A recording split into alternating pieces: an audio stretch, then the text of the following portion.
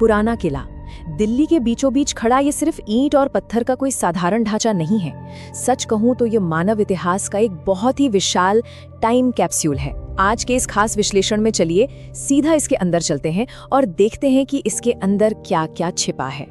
शुरुआत करते हैं इस 2500 के चौंका देने वाले आंकड़े से। ये कोई रैंडम नंबर नहीं है, ये उन पूरे 2500 सालों को दर्शाता है जब से इस एक ही जगह पर बिना किसी ब्रेक के मानव बस्तियां आबाद रही हैं। जरा सोचिए, जहां आज हम चल रहे हैं उसके ठीक नीचे सदियों का लगातार इतिहास परतों में दबा हुआ है ना कमाल की बात। तो चलिए सबसे पहले हिस्से पर आते हैं। 2 सम्राटों का किला, एक ऐसी ऐतिहासिक दुश्मनी जिसने इसकी नींव रखी। जमीन की गहराई में क्या है ये जानने से पहले उन विशाल 16वीं सदी के इमारतों को देखते हैं जो आज हमें नजर आती हैं। आपको जानकर हैरानी होगी कि कैसे 2 कट्टर दुश्मन शासकों, मुगल सम्राट हुमायूं और अफगान सूर सम्राट शेर शाह सूरी, दोनों ने अपनी ताकत दिखाने के लिए बिल्कुल एक ही जगह को चुना। 1533 में हुमायूं ने यमुना किनारे दीन पनाह की नींव रखी, लेकिन कहानी पलट गई। 1540 में उसे हराकर शेर शाह सूरी ने इसी किले पर कब्जा कर लिया। इसमें भारी बदलाव किए और इसे अपना नाम दिया शेरगढ़। अब आगे बढ़ते हैं दूसरे हिस्से की तरफ, पत्थरों के चमत्कार, जहां हम देखेंगे वास्तुकला का असली जादू। इस किले की 18 मीटर ऊंची दीवारों से घिरे 3 शानदार प्रवेश द्वार हैं और हर एक की अपनी एक अलग ही कहानी है। बड़ा दरवाजा देखिए जिसमें 6 कोनों वाले तारे जड़े हैं। फिर है हुमायूं दरवाजा, जहां सफेद संगमरमर पर हाथियों की बेहद खूबसूरत नक्काशी है।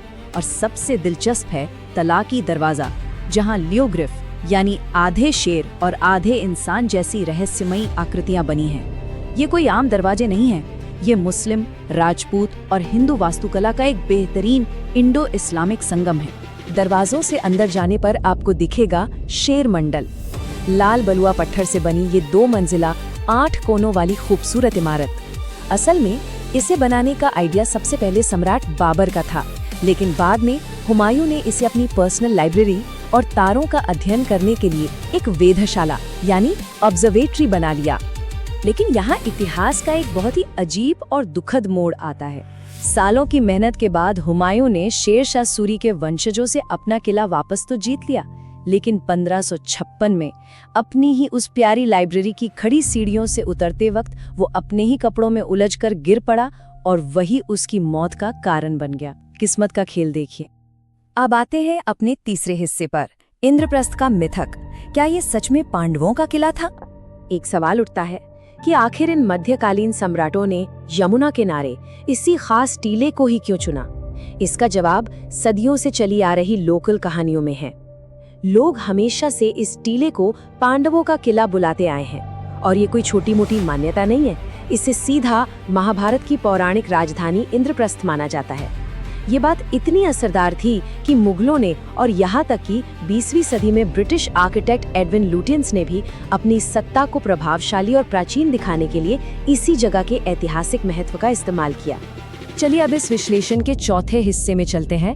2500 सालों की खुदाई, इतिहास की वो परतें जो जमीन के नीचे दबी थीं। तो क्या इंद्रप्रस्थ वाली कहानियों में वाकई कोई सच्चाई है? जब भारतीय पुरातत्व सर्वेक्षण ने यहाँ खुदाई की तो रिजल्ट सच में हैरान करने वाले थे। ये किला एक पैलिम्सेस्ट निकला, मतलब एक के ऊपर एक चढ़ी हुई ढेरों ऐतिहासिक परतें।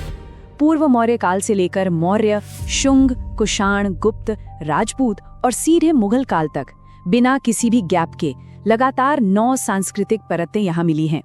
ये अपने आप में अविश्वसनीय है कि एक ही जगह पर एक के बाद एक सभ्यताओं ने अपने पक्के निशान छोड़े। और सबसे दिलचस्प बात बताऊं, सबसे गहरी खाइयों में पेंटेड ग्रेवेयर यानी खास तरह के चित्रित धूसर बर्तन मिले।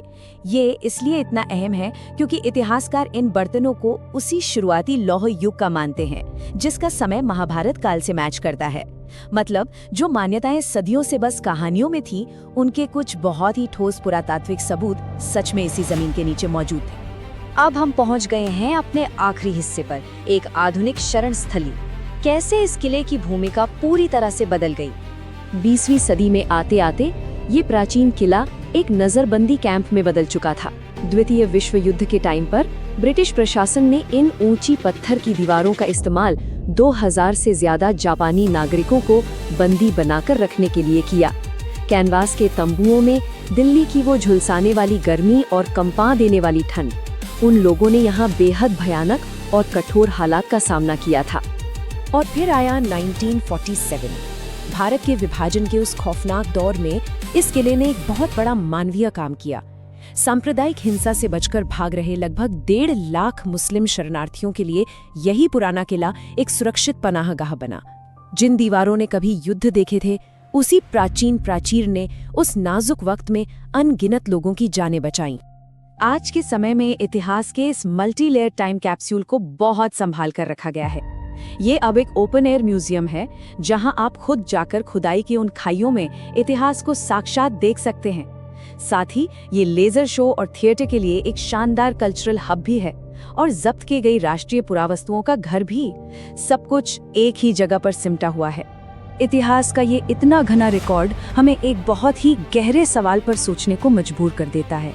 ये मानव सभ्यता का एक ऐसा चक्र है जो कभी रुकता नहीं। आज हम अतीत के खंडरों पर खड़े हैं, तो जरा सोचिए, जब भविष्य के पुरातत्वविद हमारी आज की इस परत की खुदाई करेंगे तो उन्हें क्या मिलेगा? हमारे समय की कौन सी विरासत सामने आएगी? इसी सवाल के साथ आज का ये विश्लेषण हम यहीं खत्म करते हैं।